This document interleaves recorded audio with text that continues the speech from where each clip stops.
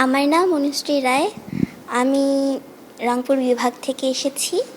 এখানে আসার কারণ হলো আমি যেবার আমাদেরকে চিমুচি সম্মেলনে মাননীয় প্রধানমন্ত্রী তারেক রহমান স্যার আমাদেরকে পুরস্কার দিয়েছিল, সেই সময় আমি তাকে একটি চিঠি দিয়েছিলাম। তার হাতে দিতে পারিনি, তবে তার সচিবকে দিয়েছিলাম, পার্সোনাল সচিবকে দিয়েছিলাম। তারপর আমি অতটাও ক্লিয়ার ছিলাম না যে আমি ওইটা স্যারের কাছে যাবে। ভেবেছিলাম দিয়েছি, যেতেও পারে নাও যেতে পারে, কিন্তু আমার একটা বিশ্বাস ছিল যে যাবেই, হয়তো বা যাবেই। তো যখন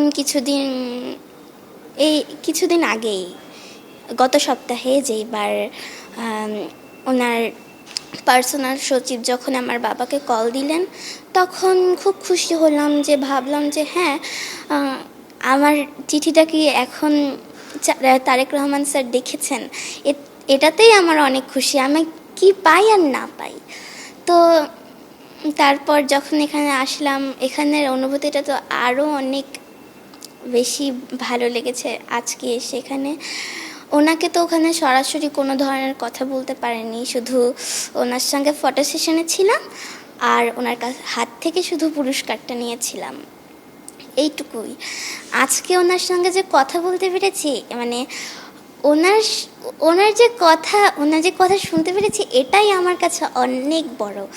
তো সবাই আমার জন্য দোয়া করবেন। আমার ভবিষ্যৎ প্ল্যান হলো আমি বড় হয়ে সঙ্গীত নিয়ে উচ্চশিক্ষা লাভ করব এবং এই দেশে এবং বিদেশে সব জায়গায় আমি একজন বিখ্যাত শিল্পী হতে চাই। ওনার সঙ্গে যে কথোপকথনটা, সেটা অনেক একটা ইন্টারেস্টিং ছিল। উনি যখন আমাকে বলল যে তুমি কি সেই অনুশ্রী, তখন খুব ভালো লেগেছে যে একটা ওনার সামনে যাওয়ার পর আমার মুখ থেকে মনে হয় কথা বেরোচ্ছে না, ওরকম অবস্থা, আর গলা শুধু কেঁপে যাচ্ছিল আমার। তো তাও ওনার কথার অ্যান্সার দেওয়ার চেষ্টা করেছি। আর বড় কথা, উনি যে আমার জন্য দোয়া করেছেন, এটাই অনেক বড়। উনি আমাকে একটি চেঞ্জার হারমোনিয়াম গিফট করেছেন এবং আমার গান শুনেছেন। গান শুনিয়েছিলাম একটি দেশাত্মবোধক গান, মাগো ধন্য হলো। আমার বাবা আর মা ওনারা হলেন আমার একদম গান শেখার একদম শিক্ষাগুরু, একদম প্রথম শিক্ষাগুরু। আমার নাম অনুশ্রী রায়।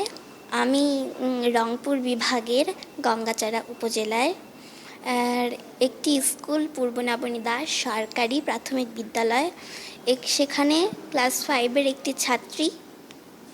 এই বছর প্রাথমিক শিক্ষা পদক 2026-এ আমি সেখানে স্কুল পর্যায়ে, ইউনিয়ন, তারপর উপজেলা, জেলা, বিভাগ এবং জাতীয় পর্যায়ে এসে আমি প্রথম স্থান অধিকার করেছি দেশাত্মবোধক গানে এবং নজরুল সঙ্গীতের 3য় স্থান অধিকার করেছি।